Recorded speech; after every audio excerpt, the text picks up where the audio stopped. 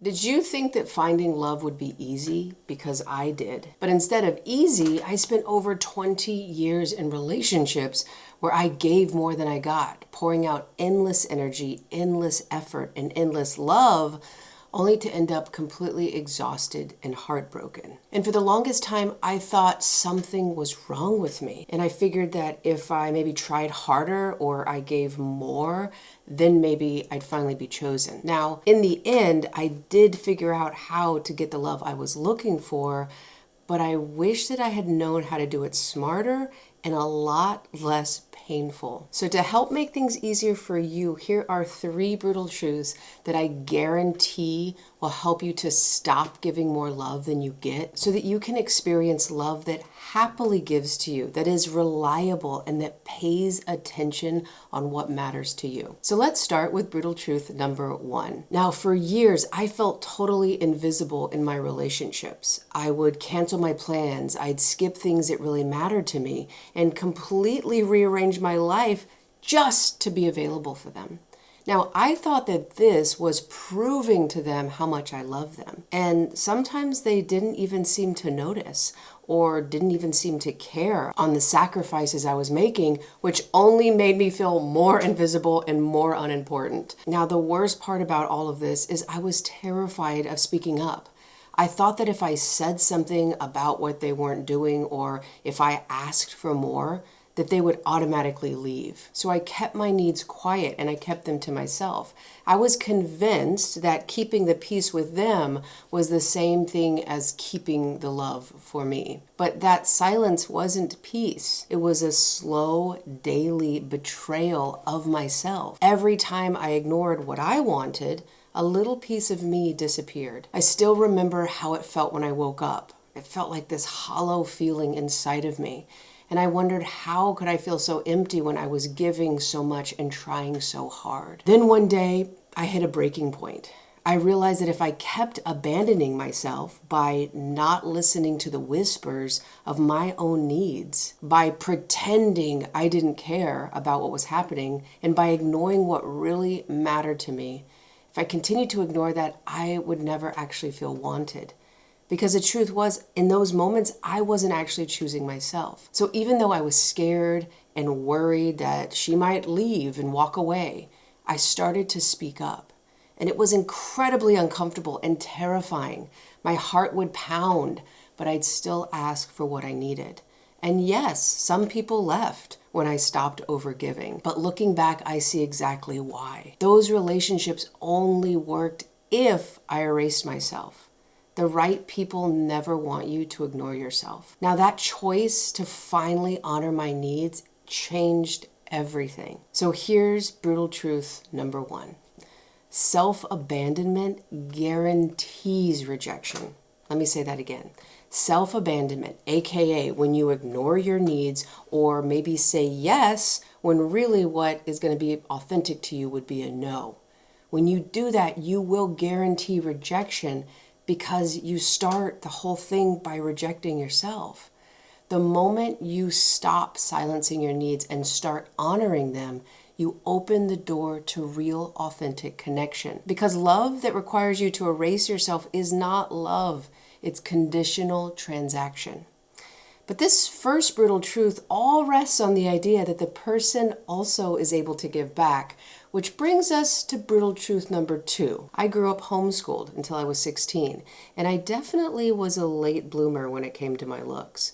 So with that delightful combo, I wasn't really used to getting any sort of romantic attention. And by the time I got to college, the simple fact that somebody liked me felt like a miracle. And because I was so starved for that attention, the moment I sensed somebody was interested, I'd throw myself headfirst into proving that I was a keeper. And I'll never forget this. There was one time I was on a second date with somebody, and she happened to mention that she liked the coffee at the restaurant we were at. But I turned it into a mission.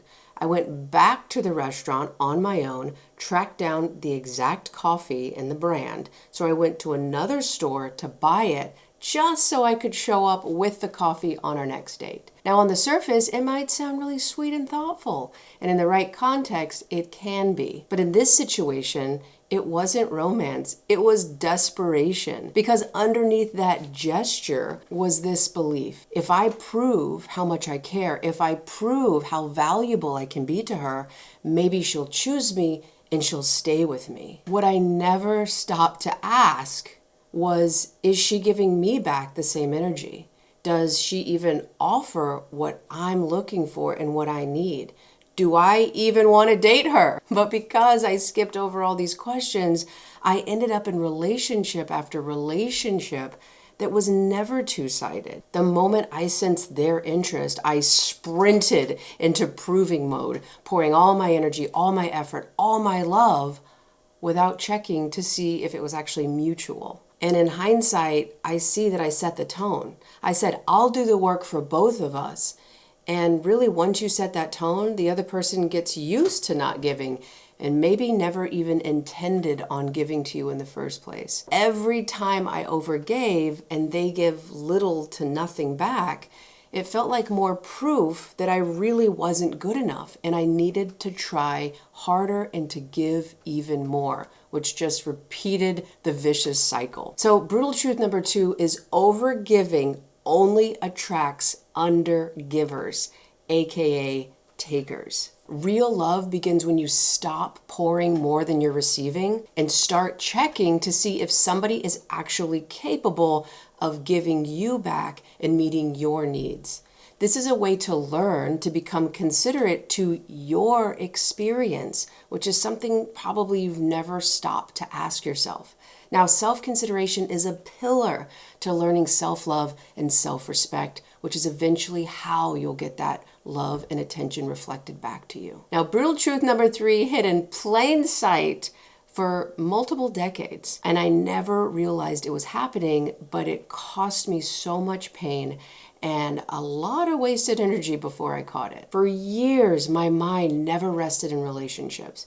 Even when things were good, I was on constant alert, listening for every detail my partner mentioned about what made her laugh or what made her happy or where she wanted to go. I kept a running list in my head, always preparing for the next way to show up, to impress, to prove I was worth her love. And it was exhausting. It felt like I spent 80% of my energy strategizing how to earn her affection or earn her attention. Now, my own life, my passions, my friendships, projects I was working on, including YouTube at the very beginning, all faded away in the background because chasing love became the full-time job I didn't even know I had signed up for, but I was certainly willing for the task. And here was the hidden situation and the issue.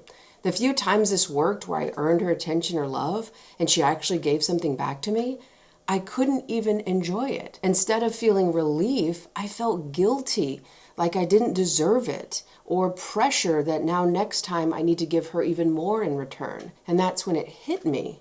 No amount of proving or pleasing could ever fill the gap that I was feeling, because underneath this whole thing, I actually didn't believe I was lovable or worth somebody else's attention or love. And when you secretly see yourself as unworthy of love, you always, and I promise you, you will always find a way to push it away unconsciously. You'll discount the good moments, you'll sabotage the connection, or tell yourself that it doesn't really count, or maybe they say that to everybody. Now, brutal truth number 3 that changed my life was realizing this: only when you believe you are lovable will you allow in the kind of love that you deserve. Because the moment you see your own worth, love stops becoming something that you have to chase or earn, and it becomes something that you easily and naturally can receive. Now, these brutal truths absolutely changed my life and allowed me to connect with somebody who deeply gives the same way I deeply give back. But knowing them wasn't enough. You're going to have to break free from the old story, the one that tells you that you're not good enough, that you have to overgive, that love is something that you have to earn. So in this next video right here, I'm going to walk you through a simple 3-step process to break that cycle. It will show you how to calm the emotions in the triggers when things in your relationships can start to feel like life and death decisions, so that breaking free, you can finally experience the love you were born to have, So don't keep pouring into other people for 20 years like I did. Check out this video right here and take your first step to the mutual, secure love that you deserve.